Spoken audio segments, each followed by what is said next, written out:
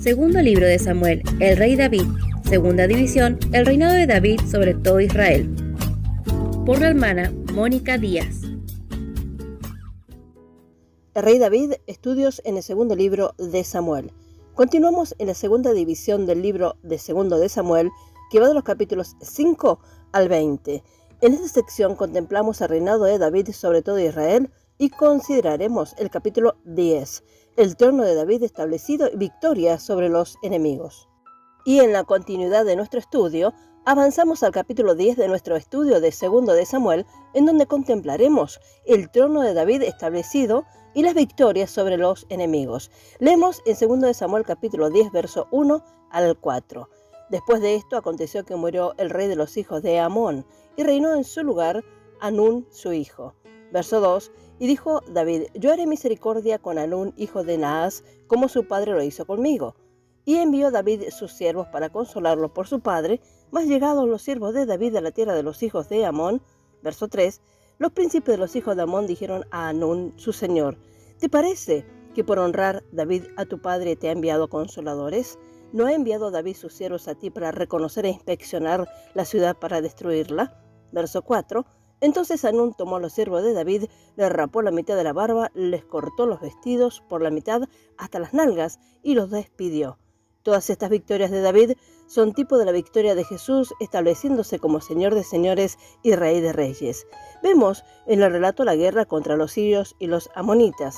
Los amonitas representan a los religiosos, los sirios representan las naciones. En esta narración vemos cómo estos dos grupos se unen. En esta narrativa, David trató de mostrar bondad a Hanún tras la muerte de su padre Naas, quien era rey de los amonitas, pero por tener malos consejos y consejeros, este no aceptó la propuesta de David. David tenía un espíritu noble y era lleno de compasión, y se acordó de aquellos que habían tenido misericordia con él. Estos rasgos realmente no son muy notables en nadie, pero especialmente no son notables en alguna regla o reino, gobierno o dominio. Espiritualmente, nos habla del amor de Dios extendido a la humanidad, pero como la narrativa nos muestra, tal camino es rechazado por los religiosos, quienes están directamente rigiendo sobre las personas y autoridades. Sin embargo, habrá personas que sinceramente acepten esta gracia de Dios, pero en la mayoría podemos observar que predomina la influencia perversa de los religiosos en detrimento de los verdaderos mensajeros de la palabra de Dios, aquellos que llevan las buenas nuevas de salud. Hanún significa favorecido. Él era hijo del rey amonita. Amón significa fiel, pero que ahora está reinando en lugar de Naas, su padre. Nos habla de la humanidad que ha sido favorecida por Dios, a quienes mostró su amor, su misericordia, enviando a su hijo y luego a los mensajeros en la predicación de la palabra de salvación. Pero la humanidad, a causa de la influencia de los religiosos, rechaza la gracia de Dios. La estiman como algo de poco valor y tanto como en el tiempo de David como hoy, solo queda una opción, la guerra. La idea de David fue buena, pero en el mundo no hay nada bueno. Nuestro Salvador Jesús es un ejemplo de lo humilde y compasivo de lo que David es un tipo, pero tal bondad o gracia no siempre es aceptada por los demás. Hanún había heredado el trono de su padre. Consideraremos datos muy importantes. La tradición nos dice que Naas fue un partidario de David y que él había protegido a uno de los hermanos de David de la muerte. Aparentemente Saúl empezó a perseguir a la familia de David por causa de su odio por David. Este Naas es aquel contra quien Saúl hizo guerra en Jabes de Galaad. Usted puede ver en 1 Samuel capítulo 11, verso 11. Al salir David de Gad, donde su vida peligraba, halló asilo con el rey de Moab, y como Naas, rey de los amonitas, era su vecino más cercano, tal vez por enemistad con aquel, fue bondadoso y hospitalario con David cuando éste huía de Saúl.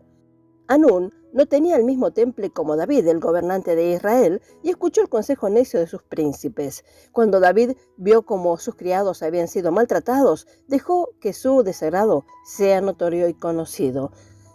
El amonita estaba preparado para la guerra. Vemos con qué facilidad los conflictos y batallas pueden empezar. La naturaleza salvaje y desordenada del hombre natural y religioso es vista en estos eventos. El corazón del hombre es perverso e inestable. Un malentendido tan leve como era esto dio lugar a derramamiento de sangre. Literalmente, esto debería ser una advertencia para nosotros, para proteger nuestras mentes y el control de nuestros espíritus con la palabra de Dios, en contra de este tipo de manifestaciones de los amonitas. Lo fácil que habría sido si se hubiese aceptado el mensaje de condolencia de David en el espíritu en que fue enviado. Sin embargo, cuando el mal existe en el corazón, nada parece ser puro.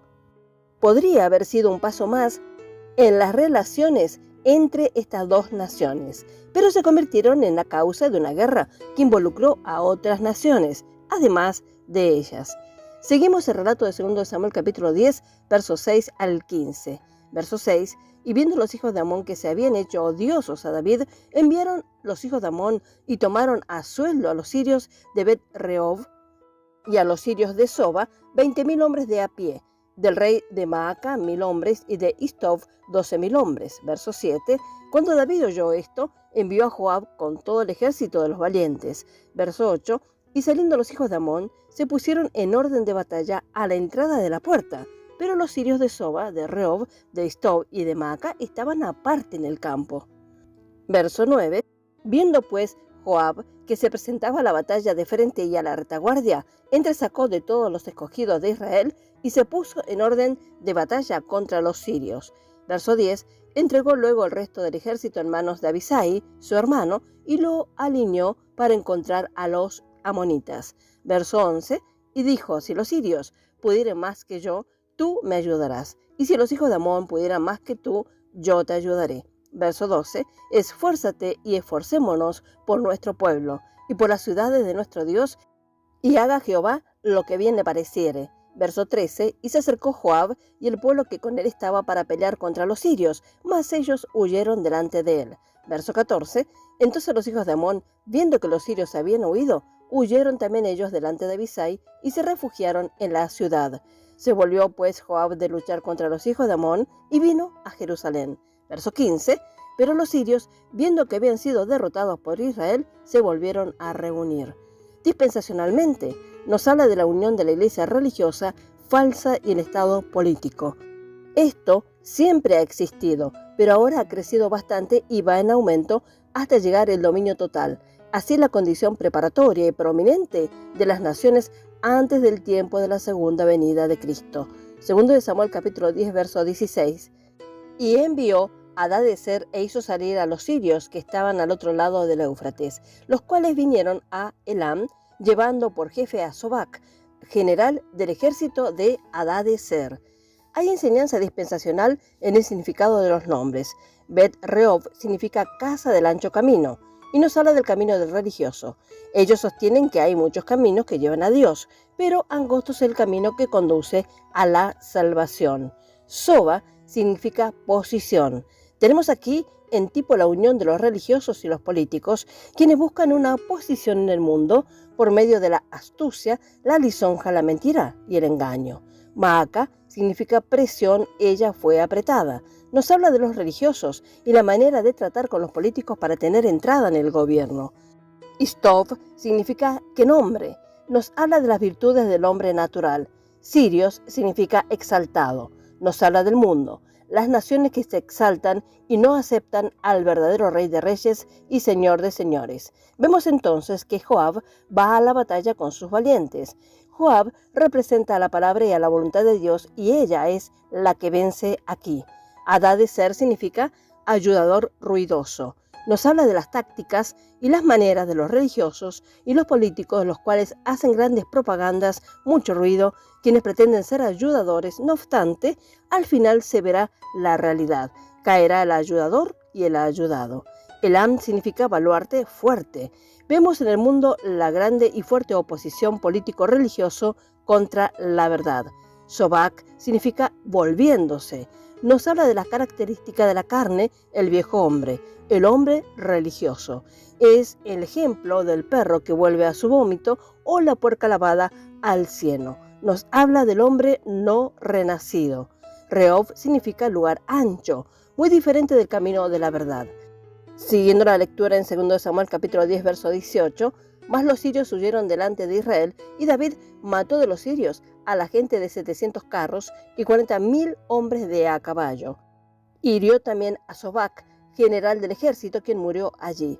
Dispensacionalmente, todo esto es tipo del reinado de Cristo y el establecimiento de su trono, peleando por su derecho de reinar sobre todas las naciones. En la lectura de 2 de Samuel capítulo 10, verso 19, viendo pues todos los reyes que ayudaban a Hadadezer, como habían sido derrotados delante de Israel, hicieron paz con Israel y le sirvieron. Y de allí en adelante los sirios temieron ayudar más a los hijos de Amón. Hemos considerado al principio de este capítulo la unión de los amonitas y los sirios, que representaban a los religiosos y políticos, es decir, las naciones, unidos contra Dios mismo. En Apocalipsis leemos que llegará ese día en que las naciones se apartarán de esa unión y echarán de su lado a la gran ramera que los seducía. En la venida de Jesús, las naciones se darán cuenta del gran engaño del cual fueron participantes a causa de ella, pero será tarde. Los amonitas y los sirios representan las fuerzas que se opondrán a Jesucristo cuando empiece a reinar sobre la tierra. Los amonitas eran descendientes de Lot y su historia no era una de la que se pudieran estar orgullosos. A pesar de que estaban relacionados con Israel, sin embargo, no había una relación real entre ellos. Este espíritu antagónico ha existido entre ellos hasta el día de hoy. Espiritualmente, representa la lucha entre el espíritu y la carne. Dispensacionalmente, estos países representan las naciones, quienes estarán influenciadas por las fuerzas del mal que estarán distribuidas en contra de Cristo en su venida. Los amonitas pueden representar la gran influencia religiosa que compone la iglesia falsa del tiempo del fin. Ellos, los amonitas, estaban relacionados con Israel por medio de Lot, pero no recibieron las promesas de Dios.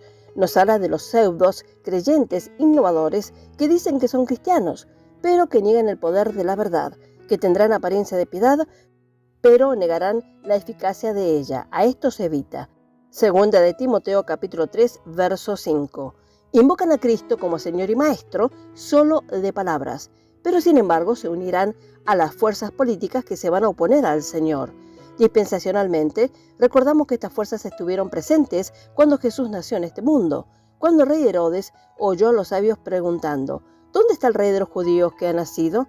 De inmediato tomó medidas para aniquilarlo.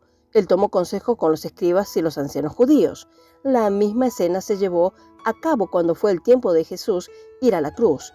Los líderes religiosos se unieron a los líderes políticos, en ese tiempo los romanos, y a los soldados en la crucifixión del Señor de la Gloria. Nuevamente, la historia se repetirá en la final de esta edad. De hecho, podemos ver el surgimiento de esta unión impía, aunque religiosa de hoy, y que mano a mano se van acomodando para ese día final. Y así, como lo ha sido antes, lo es hoy y lo será en un futuro, como en ningún momento fue Dios o su pueblo derrotado. Milagrosamente Dios protegió a su hijo de Herodes. Se permitió a estos hombres crueles más tarde poner a Jesús en la cruz, pero esto fue en la divina voluntad y tiempo de Dios. Y estos hombres se convirtieron en la realidad, en los instrumentos para llevar a cabo el divino propósito de Dios. Literalmente David no estaba derrotado. La primera vez que envió a Joab, el capitán de su ejército, a la batalla, los amonitas y los sirios huyeron sin lograr gran parte en la batalla. Este no fue el final del asunto, porque Hadadezer, rey de los sirios, buscó ayuda adicional y se prepararon para la batalla. Esta vez David, acompañado de su ejército, ganó una victoria completa. Dispensacionalmente, con el rapto de los vencedores totales y plenos de la Iglesia, Cristo implantará su trono en el cielo. Mientras tanto, aquí, en el mundo, se manifestará una completa rebelión total hacia Él. En este momento, las naciones se habrán unido y anunciarán la paz y la seguridad. Pero tal autoridad estará usurpando la autoridad que pertenece a Cristo. Allá será añadido el insulto cuando el anticristo aparezca como gobernante del mundo y tenga su imagen colocada en el templo de Jerusalén para reclamar la adoración a todo el mundo. El libro de Apocalipsis nos dice de los ejércitos que se van a reunir alrededor de Jerusalén y de la gran batalla de Armagedón. Cristo vendrá y pondrá fin a toda guerra y la rebelión del hombre. Él es visto como aquel que viene sobre un caballo blanco con los ejércitos de los cielos. Literalmente, en el capítulo de nuestra lección, cuando David oyó esto, envió a Joab con todo el ejército de los valientes, en 2 de Samuel capítulo 10, verso 7. Estos fueron los hombres que habían luchado con David antes y habían sido fieles a él. juntos ganaron la batalla en ese día. Dispensacionalmente, en el futuro, la misma batalla será ciertamente ganada. Cristo va a salir a la conquista y sus fieles seguidores con él.